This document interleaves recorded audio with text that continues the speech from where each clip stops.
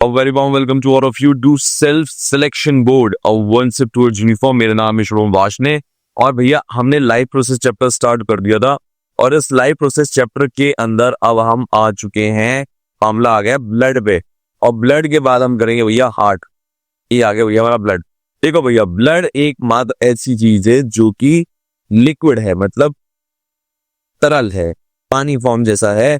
और इस पानी फॉर्म की खास बात यह है कि इसे कहा जाता है फ्लूइड कनेक्टेड टिश्यू। ठीक है, मतलब ये बहुत सारे सेल से मिलके बना है, पर ये सारे सेल की खास बात क्या है, ये सारे के सारे लिक्विड फॉर्म में एक दूसरे को अटैच करके रखते हैं।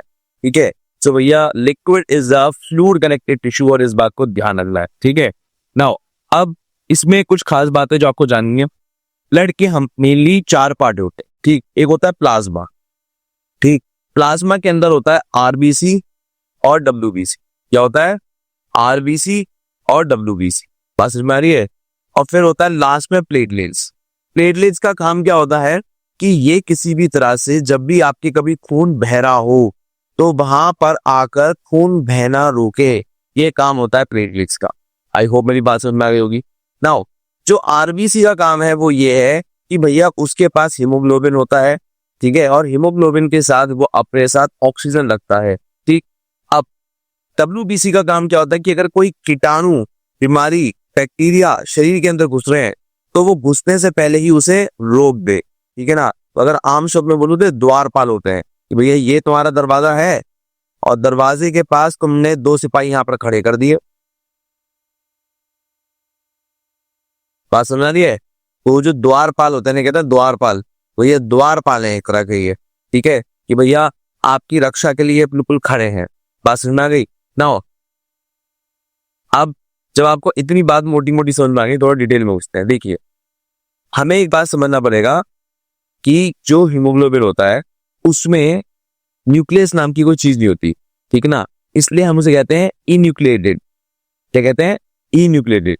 ठीक है, अब उसमें मेनली जो काम होता है वो हीमोग्लोबिन का होता है। ठीक, हीमोग्लोबिन की वजह से ही मैं क्या कह रहा था कि जो हीमोग्लोबिन होता है उसी की वजह से जो खून है आपका लाल रंग का दिखता है, नंबर 1। ठीक, दूसरी बात आपको यह समझनी है कि इस लाल रंग के अंदर ही आप जितना भी आपकी बॉडी का आयरन होता है वो सब छुपा हुआ होता है। ये बात भी आपको ध्यान रखनी है। ठीक है, एग्जाम में जो सबसे ज्यादा क्वेश्चन आज तक पूछा गया है वो ये कि आरबीसी के अंदर क्या न्यूक्लियस होता है, तो आंसर है नो। इस बात को बहुत ध्यान रखना। ये जो टर्म है इन्यूक्लिएटेड, ये टर्म आपके एग्जाम में आपको बहुत देखने को मिलती है। ठीक है, दूसरी बात, आरबीसी का एक दूसरा नाम भी होता है। आरबीसी का एक साइंटिफिक नाम होता है एरिथ्रोसाइट्स। क्या होता है मेरे लाल? एरिथ्रोसाइट्स। ठीक, और अगर आपसे कोई पूछे कि खून का एकमात्र काम क्या है, खून का एकमात्र काम है ऑक्सीजन को एक प्लेस से दूसरी प्लेस पे लेके जाना। ये खून का एकमात्र काम है। क्या मेरी बात समझ में आ रही है? हाँ, सब बिल्कुल आ रही है। अब एक बात और समझिए कि व्हाइट ब्लड सेल क्या होते हैं। देखिए, जैसे हमारे पास आरबीसी के लिए दूसरा नाम था एरिथ्रोसाइट, डब्ल्यूबीसी के लिए हमारे पास नाम है ल्यूकोसाइट। ठीक है, तो ये एक बीमारी होती है डेंगू। नहीं, डेंगू में नहीं, सो गलत बोल गया मैं। अभी बताता हूँ 2 मिनट में डेंगू की कहानी बताता हूँ। डेंगू की कहानी एक्चुअली प्लेटलेट से। ठीक है, चलिए, जो डब्ल्यूबीसी होते हैं आपके, तो डब्ल्यूबीसी का काम क्या है कि भैया मैंने आपको बता दिया द्वारपाल का काम करते हैं। मैंने आपकी थोड़ा पहले बताया था कि बॉडी के अंगरक्षक होते हैं, भैया उसको बचा के रखते हैं ये। ठीक है, तो भैया यहाँ पर ये बीमारियों से आपको बचा के रखते हैं। लाओ, अब जो इसमें प्लेटलेट्स होती है ना, प्लेटलेट्स का काम मैंने आपको बताया था कि जैसे ही कहीं से खून निकल रहा हो वहां पर ये आके उसे हील करना शुरू करते हैं।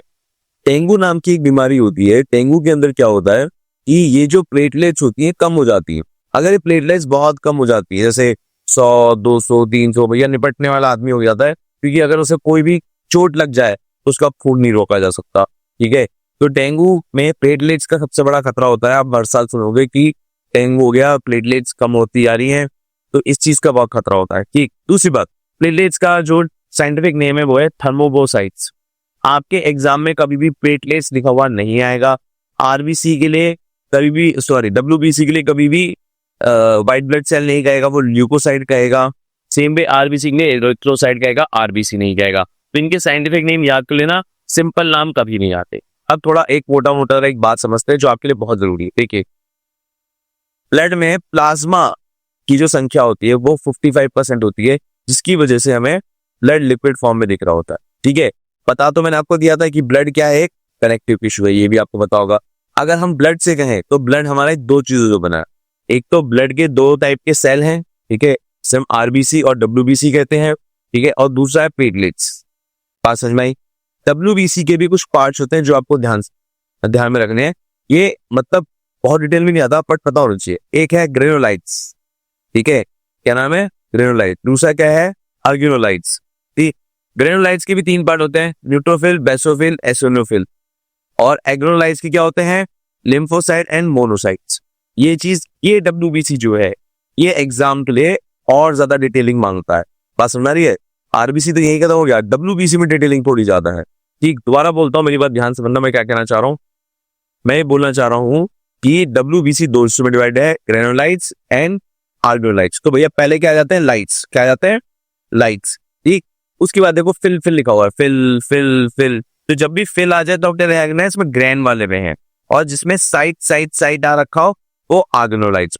याद रहेगी बात? सिर्फ बिल्कुल याद रहेगी। चलो, अब अगर इतनी बात समझ में आ गई तो जरा हम समझ लेते हैं काम क्या क्या है, किस किस की काम क्या है। ठीक है, देखो, अगर आप ये नाम लिखो, मुझे बताओ, फिल, ये फिल किस में आते हैं, बेसोफिल, न्यूट्रोफिल, कहां पर आते हैं ये आपके?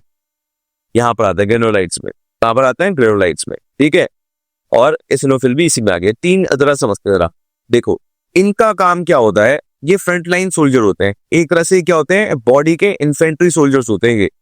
ठीक है, ये तीनों बिल्कुल एकदम इन्फेंट्री सोल्जर होते हैं, खड़े होते हैं कि भैया अगर कुछ अभी कांड हुआ, अगर किसी ने हमला किया तो हम निपटा देंगे। जिसमें बेसोफिल एक अलार्म राइजर की तरह काम करता है, जो ये बताता है कि भैया गड़बड़ है, लड़ाई के लिए दुश्मन आ रहा है।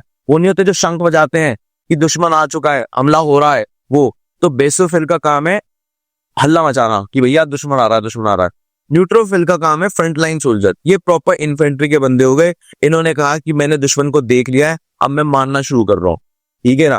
अभी होते हैं स्पेशलाइज हंटर, जैसे पैरा कमांडोज, ये आते हैं और एलिमिनेट कर देते हैं। इनकी ना स्पेशलिटी होती है कि ये मतलब आसमान, जैसे कहते हैं पैरा कमांडो आसमान से उतरते हैं, ऐसे ही होते हैं। ये भी स्पेशलिटी वाले होते हैं कि मान लो एक फलाना बैक्टीरिया आ गया है जिसे आम न्यूट्रोफिल नहीं मार सकता, तो भैया एसिनोफिल आते हैं और आके पिटाई कर देते हैं भाई साहब। समझो मेरी बात? नाउ अब सेकंड लाइन पे क्या होता है, अब लड़ाई हो चुकी, लड़ाइयों के बाद लाशें बहुत पड़ी हैं, खूब सारी लाशें पड़ी हैं। तो लाशों का क्लीन अप करने का काम किसका होगा, आर्गेनोलाइट्स का। इसका होगा आर्गेनोलाइट्स का। तो देखो आर्गेनोलाइट्स में पहला है मोनोसाइट्स। मोनोसाइट का क्या है कि भैया साइड को क्लीन करो। मोनोसाइट का काम क्या है, साइड को क्लीन करो। अगर कोई दुश्मन में थोड़ी बहुत जान बची है तो उसको और मार दो। भाई होता है ना कि भैया गोली लग गई फिर भी थोड़ी जिंदा है, थोड़ी जान है, तो टी सेल करता है। ठीक है, फिर यहां पर इस लड़ाई से हमने क्या सीखा, क्या दिक्कतें आई, उसके लिए एंटीबॉडीज तैयार करो, जिससे अगली बार जो हमारे सिपाही है वो और स्ट्रांग हो। तो ये पूरा काम होता है इम्यून सिस्टम का, और ये इस तरह से आपके एग्जाम में आता है। अब आई थिंक आपको क्लियर हो गया होगा, बहुत डेप्थ में समझाया है। एनसीईआरटी के अंदर भी इतनी डेप्थ नहीं है भाई, जितनी हमने घुसड़ के डाल दी है इसके अंदर। क्लियर है? चलो आगे बढ़ते हैं। अब आते हैं दिल की बात। दिल की बात करेंगे भैया, ध्यान सुनेगा मेरी बात। दिल ये कह रहा है, सुनो मेरी बात, मेरा दिल क्या कह रहा है तुम मैंने सुन लो, कि मेरा दिन धक धक करता है।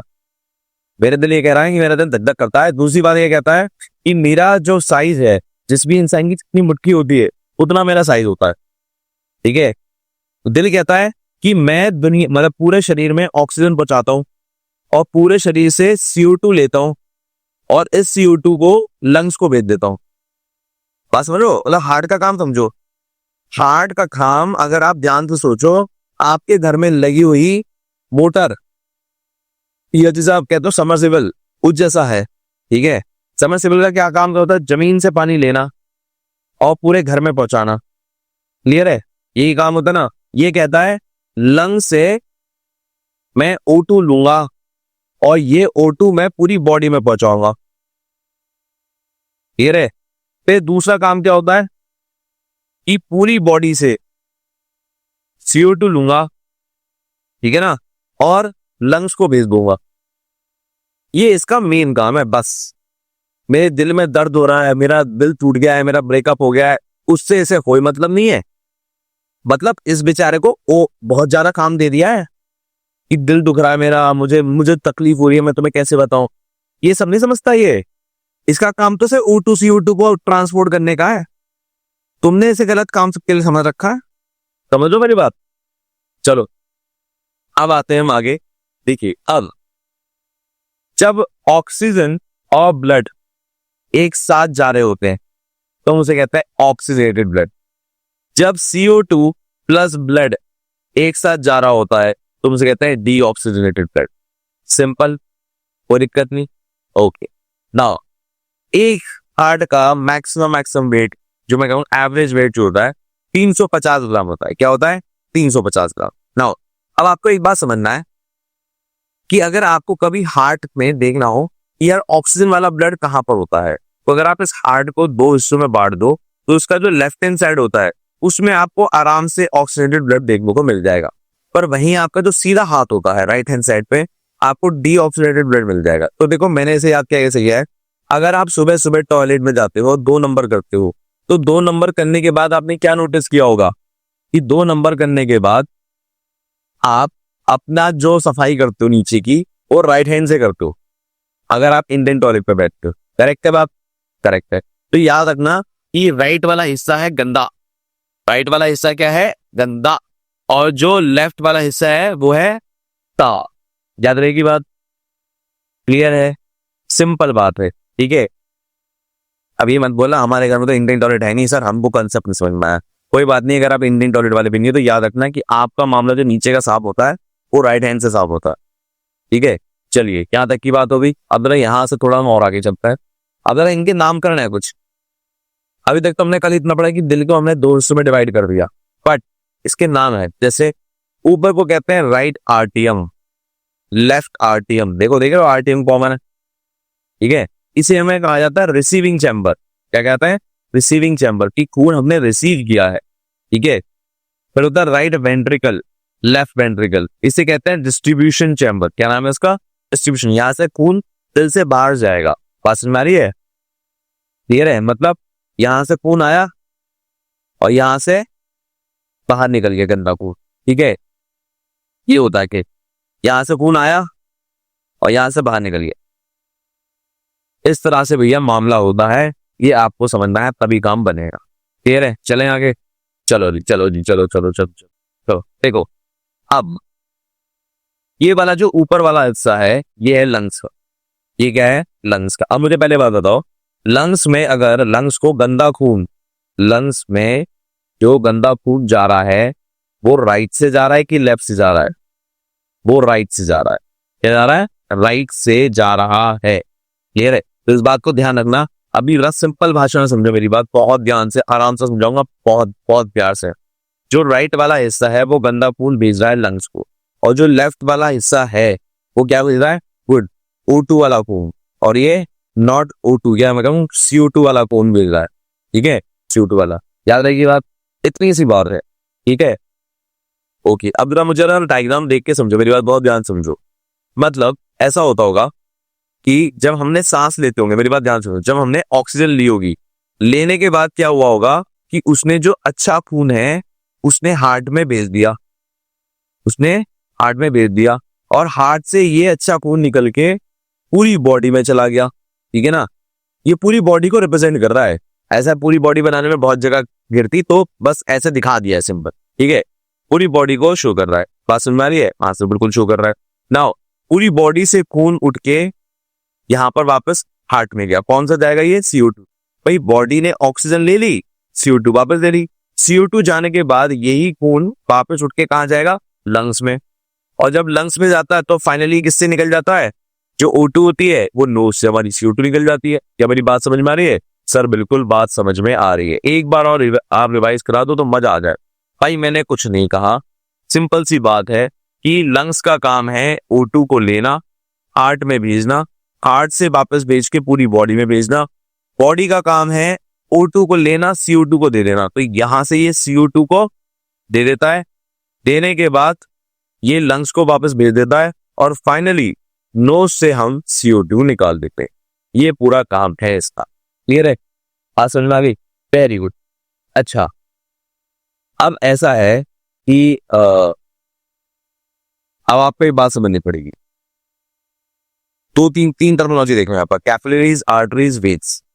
जो गंदा खून उठाती है उन्हें हम कहते हैं वेन्स, जो अच्छा खून उठा के लेके जाते हैं उन्हें हम कहते हैं आर्टरीज। क्या मेरी बात समझ में आ रही है? दोबारा बोलता हूं, जो गंदा खून लेके जाती है उन्हें कहते हैं वेन्स, जो अच्छा खून लेके जाती है उन्हें कहते हैं आर्टरीज। और ये जो आर्टरीज वेन्स का जो जाल जहां जाके मिलता है, दोबारा बोल रहा हूं, आर्टरीज और वेन्स का जहां पर जाल जाके मिलता है उसे हम कहते हैं कैपिलरीज। तो मुझे बताओ ये क्या है? ये भी एक कैपिलरीज है। क्लियर है? तो ये बात आपको ध्यान रखना है। ठीक है, चलो यहां तक का बात हो गया। नाउ अब थोड़ा सा और समझते हैं, मजे मजे में बढ़िया वाला। देखो, अब ये वाला दिल तो आपने देखा होगा, ये आपने अपनी वैलेंटाइन पे देखते होगे। तो मैंने क्या करा है, दिल को समझाने के लिए ना वैलेंटाइन वाली शेप दे दी है। क्या कह रहा हूं मैं? दिल को समझाने के लिए मैंने वैलेंटाइन वाली शेप दे दी है। अब जैसे जैसे मैं बताता जाऊंगा वैसे वैसे आपको ध्यान में रखना है, नजरें एकदम स्क्रीन पे। अगर आप कुछ और भी कर रहे हो तो छोड़ दो उसे। देखो भैया, बहुत ध्यान सुनो मेरी बात, क्योंकि अगर आप लेफ्ट हैंड साइड पे आर्ट देखोगे भैया बहुत कॉम्प्लिकेट है।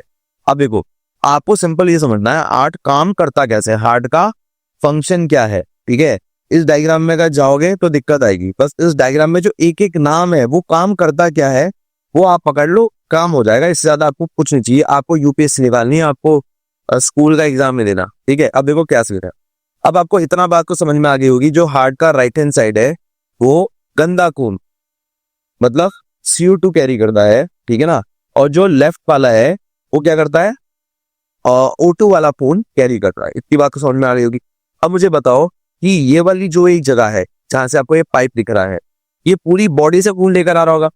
अब मुझे बताओ, अगर मैं एक बॉडी की बात करूं, मान लो मैंने एक इंसान बनाया है, तो लॉजिक के साथ अगर तुम इंजीनियर होते कोई, ठीक है, तुम्हारे हार्ट के अंदर खून आना है, ये मान लो तुम्हारा हार्ट है, ये तुम्हारा हार्ट है, तो उसमें गंदा खून आना है तो एक दिमाग से भी आएगा और एक पूरी बॉडी से आएगा। मेरी बात ध्यान से, मैं कह रहा हूँ भाई, दिमाग में गंदा खून होगा, तुम्हारी गर्दन में गंदा खून होगा, तुम्हारी पूरी बॉडी में, अपर बॉडी में गंदा खून होगा, वो ऊपर से आएगा, और एक गंदा खून आपका नीचे वाली बॉडी से आएगा। क्लियर है?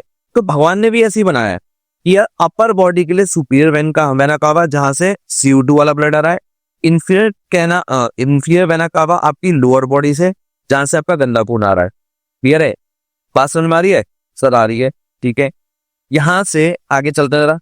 अब जब आपके पास गंदा खून आ गया तो ये नीचे से जाता है बाहर लंग्स की तरफ, कि भैया लंग्स का काम है साफ करना। लंग्स में लेके जाने का काम है पल्मोनरी ट्रंक का। इसका काम है पल्मोनरी ट्रंक का, और इसे हम पल्मोनरी आर्टरी भी बोल देते हैं। क्या बोल देते हैं? पल्मोनरी आर्टरी भी बोल देते हैं। ठीक है, चलो यहां तक की बात समझ में आ गई। नाउ अब यहां से अगर खून गंदा वाला CO2 वाला चला गया तो जो लंग्स का काम है वो अच्छा वाला खून भी देगा। भाई अगर कुछ लिया है तो कुछ देगा भी। तो भाई जब लेने की बारी आएगी तो वो भाई साहब अपना अच्छा खून किससे लेंगे? तो भैया वो लेंगे पल्मोनरी वेन से। देखो ये लंग्स क्या होते हैं, दोनों साइड होते हैं, लेफ्ट भी साइड और राइट भी साइड। तो दोनों लंग से अच्छा खून लेगा, वो दोनों लंग से अच्छा खून लेगा और फिर बॉडी में ट्रांसफर कर देगा। बॉडी में ट्रांसफर करने के लिए अरोटा नाम की इस आर्टरी से भेजता है ये। अब ये वाली जो होती है पूरी बॉडी में फिर इसे ट्रांसफर कर देती है। बात समझ में आ गई? अब मैं यही बात और क्लियर करता हूँ, आपके दिमाग में कंफ्यूजन आ सकता है। तो जब खून लेने की बारी आई, खून लेने की बारी आई तो हमने दोनों साइड से लिया पल्मोनरी वेन से। ये देखो दोनों साइड पल्मोनरी वेन। जब खून देने की बारी आई लंग्स की, तो क्या हम खून दोनों लंग्स को देते हैं? हाँ, देखो ये एक इधर की तरफ जा रहा है और एक इधर की तरफ जा रहा है। तो एक आपका लेफ्ट साइड वाले लंग्स को जा रहा है और एक राइट साइड वाले लंग्स को जा रहा है। क्लियर है? बात समझ में आ गई? अब मैं देखो दोबारा बनाता हूँ, मेरी बात ध्यान सुनो, मैं क्या कहना चाह रहा हूँ। मैंने कहा अगर गंदा खून आएगा तो वो आएगा सुपीरियर वेना कावा और इंफीरियर वेना कावा से। डन, नीचे आ गया। अब ये बाहर जा रहा है तो ये बाहर जाएगा पल्मोनरी ट्रंक की वजह से, जिसका दूसरा नाम क्या है? Pulmonary artery. क्लियर है? Very good sir. अगर खून वापस आएगा तो वो आएगा पल्मोनरी वेन की वजह से, इसकी वजह से खून अंदर आएगा, आ गया। और अगर बाहर जाएगा शरीर से तो वो जाएगा अरोटा की मदद से। इसकी मदद से अरोटा। क्या मेरी बात समझ में आ रही है? हाँ सर बिल्कुल आ रही है। ठीक है, डन है। यहां तक की बात हमें क्लियर हो गई है। नाउ यहां से हम जरा थोड़ा आगे चलते हैं। अब आपको ये समझना है कि चलो इंसान के पास को आपने देखा होगा हार्ट के 4 चैम्बर है, ऐसा है ना अपना हार्ट, और उसके 4 चैम्बर है, 1 2 3 4। पर जो एम्फीबियंस होते हैं, रेप्टाइल्स होते हैं, जो कि रैंग रैंग के चलते हैं, उनके 3 हार्ट होते हैं, मतलब 3 चैम्बर होते हैं, मतलब एक दिल के 3 हिस्से, ऐसा होता है उनका दिल कुछ। ठीक है। अब जो फिशेस होती हैं उनके साथ तो कुछ अलग ही सीन है, उनके पास से 2 ही चैम्बर होते हैं, अपर लोअर, बस। ये बात आपको ध्यान रखनी है, ये आपको बहुत इंपॉर्टेंट है। दूसरी बात, इनके केस में जो रेप्टाइल्स हैं उसमें क्या है कि अगर खून में ऑक्सीजन प्लस CO2 मिक्स भी हो जाए तो भी चल जाता है, ऑक्सीजन और CO2 मिक्स भी हो जाए तो भी चल जाता है, अदरवाइज नहीं चल, मतलब हमारे केस में नहीं चल पाता। क्लियर है। दूसरी बात, फिशेस में डबल सर्कुलेशन की एक पॉसिबिलिटी होती है। डबल सर्कुलेशन क्या होता है कि मतलब खून एक बार जाएगा फिर दोबारा जाके साफ होगा, 2 बार जाके खून साफ होता है, खून के साथ क्या है, 2 बार पास होके साफ होता है। क्लियर है। ये है क्या, ये है पूरा। ठीक है। नाउ अब एक हम कंसेप्ट आता है, वो है ब्लड प्रेशर। अच्छा, ब्लड प्रेशर से पहले ना एक कंसेप्ट और है, हार्ट बीट का। आपने सुना होगा जब भी हार्ट बीट की बात की जाती है तो हम 2 बार बोलते हैं, धक धक। दोबारा बोल रहा हूं, धक धक। धक धक सुनाई क्यों देती है? पहली धक का मतलब है, पहली धक का मतलब है कि खून अंदर ले लिया गया है, खून हार्ट के अंदर आ गया है। और दूसरी धक का मतलब है खून लंग्स को छोड़ दिया गया है, सॉरी खून पूरी बॉडी से छोड़ दिया गया है। दोबारा बोलता हूं मैं क्या कहना चाह रहा हूं। पहला धक का मतलब है कि सारा का सारा खून, सारा खून आपके हार्ट में आ चुका है। ठीक है। अब दूसरी धक का मतलब है कि खून बॉडी में सेंड कर दिया गया है। बात समझ में आई? तो धक धक जो आती है आपको आवाज, वो इसलिए आती है पहला अंदर दूसरा बाहर, पहला अंदर दूसरा बाहर, ये धक धक का पूरा कंसेप्ट है। ठीक है। चलो यहां तक की बात हो गई। अब आता है ब्लड प्रेशर। ब्लड प्रेशर क्या होता है भाई? देखो ऐसा होता है, अब देखो नॉर्मली जो ब्लड प्रेशर है आपने ऐसे लिखा होगा 120/80, ऐसे कुछ लिखा होता है। अब ये होता क्या है, देखो जब प्रेशर को हम क्या कहते हैं नापते हैं, उसमें तो 2 चीजें होती हैं। एक तो होता है कि जब आपका हार्ट कॉन्ट्रैक्ट कर रहा है, जो आपका हार्ट कॉन्ट्रैक्ट कर रहा है, सुकुड़ रहा है, तब। तो जब आपका हार्ट कॉन्ट्रैक्ट करता है तो हम उसे कहते हैं सिस्टोल। क्या कहते हैं? सिस्टोल। अब जब आपका हार्ट रिलैक्स कर रहा है, मतलब एक्सपैंड कर रहा है बाहर की तरफ, तो हम उसे कहते हैं डायस्टोल। ठीक है। तो जो ऊपर वाला होता है वो होता है सिस्टोल। ठीक है। और जो नीचे वाला होता है वो है डायस्टोल। बात समझ में आ रही है? नाउ अब जरा ये समझो, आपका ब्लड प्रेशर इन दोनों बीच के नंबर में रहना चाहिए। मतलब आपका 100 पहुंच सकता है ना, ये नॉर्मल आपका काउंट हो जाएगा। ठीक है। पर अगर आपका इससे नीचे जा रहा है या इससे ऊपर जा रहा है तो ये हाई प्रेशर लो प्रेशर में काउंट हो जाता है। ये भैया आपका हाई ब्लड प्रेशर आ गया, और इससे अगर नीचे चला गया आपका तो लो ब्लड प्रेशर चला गया। तो इसके बीच में आपको आपका ब्लड प्रेशर रखना होता है, तभी आप मेजर कर पाते हो कि हाँ यार मेरा हार्ट हेल्दी है कि नॉट हेल्दी है। बस भाई दोबारा बोलता हूँ, मैंने क्या बोला, मैंने सिंपल बात बोली कि जो आपका नंबर होता है, आपका ब्लड प्रेशर लिखा जाता है 120/80, ऐसे लिखा जाता है। तो इसका मतलब होता है जब हार्ट कॉन्ट्रैक्ट हो रहा है तो अच्छा वाला जो हार्ट कॉन्ट्रैक्ट है वो 120 पे होता है। ठीक है। और जो हार्ट रिलैक्स होता है, मतलब हार्ट एक्सपेंड होता है, तो अच्छा वाला एक्सपेंड होता है 80 के प्रेशर पे। ठीक ना। अब वो ये कह रहे हैं कि अगर किसी का नंबर 120 से ऊपर जा रहा है तो वो हाई ब्लड प्रेशर हो गया, और किसी का 80 से नीचे जा रहा है तो वो लो ब्लड प्रेशर हो गया। बात क्लियर है? ये बात वो बोल रहे हैं। अब इसकी यूनिट क्या होती है?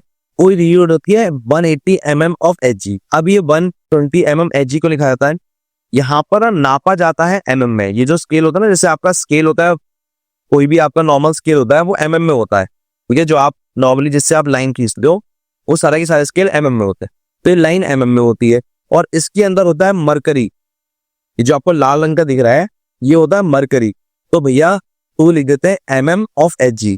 इतना मरकरी ऊपर गया, इतना मरकरी ऊपर गया, इसको वो कह देते हैं unit of blood pressure.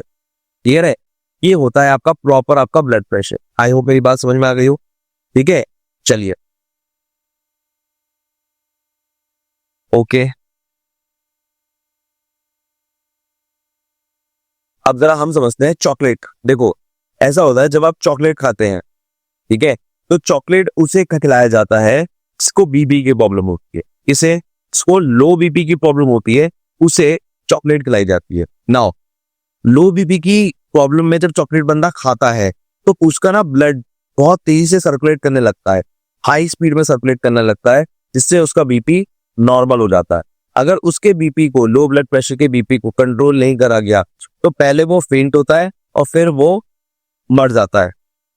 Clear है? इस बात को ध्यान रखना। अब देखो बीपी में एक चीज समझो, बीपी में जो नॉर्मल रेंज मानी गई है वो है 90/60 कि यहां से लेके यहां तक का आपका प्रेशर हो। जब आपका सिस्टोल नापा जाए तो 90 से लेके 120 के बीच में है, मतलब अराउंड 110 आ गया, 100 आ गया, 95 आ गया, ये अच्छा बीपी हो गया।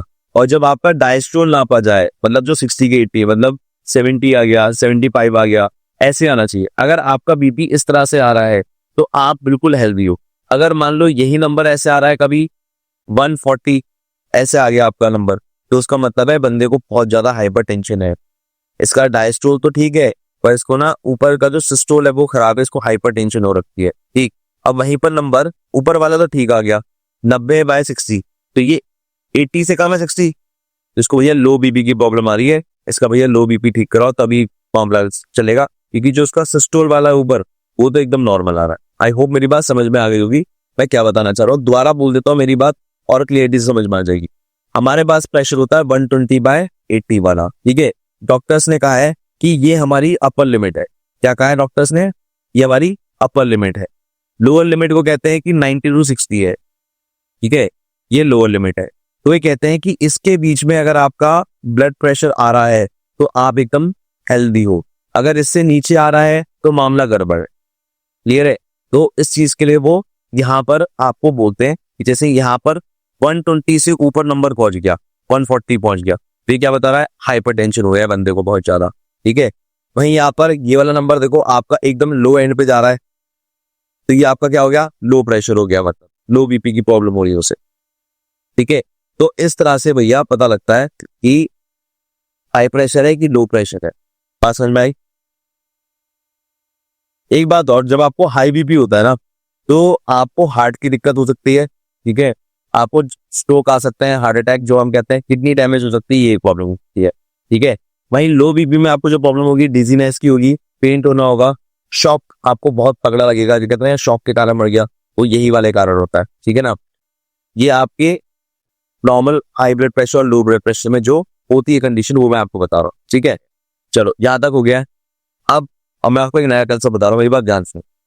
हाई बीपी तो हो गया जो आम आदमी, गांव का आदमी बोलता है। लो बीपी क्या हो गया? जो गांव का आदमी बोलता है। हाई बीपी का जो टेक्निकल नेम है वो है हाइपरटेंशन, लो बीपी का जो दूसरा नेम है वो है हाइपोटेंशन, ठीक है। नाउ अब जब आप हाई बीपी होते हैं तो आपको दो प्रॉब्लम होती है। पहला होता है हार्ट अटैक, जिसे हम मायोकार्डिनल इन्फ्रैक्शन कहते हैं, मायोकार्डिनल इन्फेक्शन बोलते हैं। वहीं जो दूसरा नाम है एक है heart failure. Now high BP में जब हार्ट अटैक आता है तो उसका मतलब यह है कि उसमें ब्लड स्ट्रीम में बहुत तेजी से ब्लड फ्लो हो रहा है, ठीक है ना, वो लॉन्ग हाई बीपी है। हार्ट फेलियर का मतलब होता है हार्ट ने पंप करने में उसको स्ट्रगल हो रहा है, इनसफिशिएंट वर्कलोड हो रहा है, तो उसको हाइपरटेंशन हो जाती है, ठीक है, मतलब दिल ढंग से धड़क नहीं रहा है।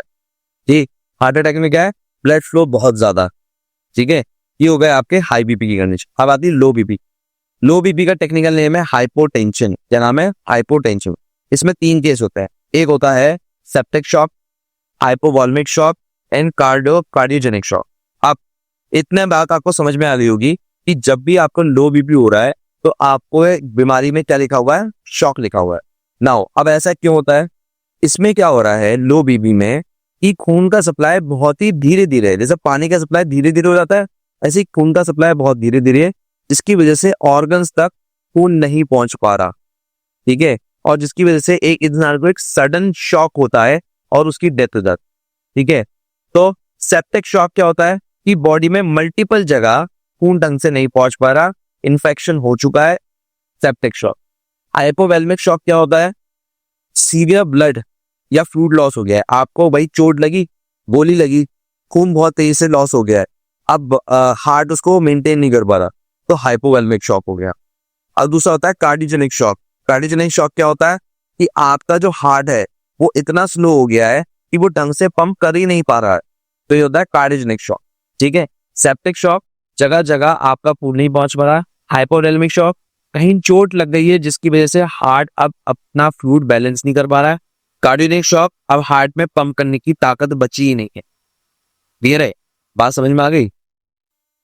ओके, ये हो गया। अच्छा, ये चॉकलेट वाली बात मैंने आप, अच्छा चॉकलेट वाली बात सब होता। चॉकलेट वाली बात क्या है? चॉकलेट वाली बात कहानी ये है कि मान लो लो बीपी हो, तो लो बीपी होते ही किसी इंसान को चॉकलेट खिलाया जाता है, या एनर्जी ड्रिंक या रेड बुल, ये सब पिलाया जाता है। इससे क्या होता है, जो उसका खून का फ्लो कम हो गया था वो नॉर्मल की तरफ बढ़ जाता है।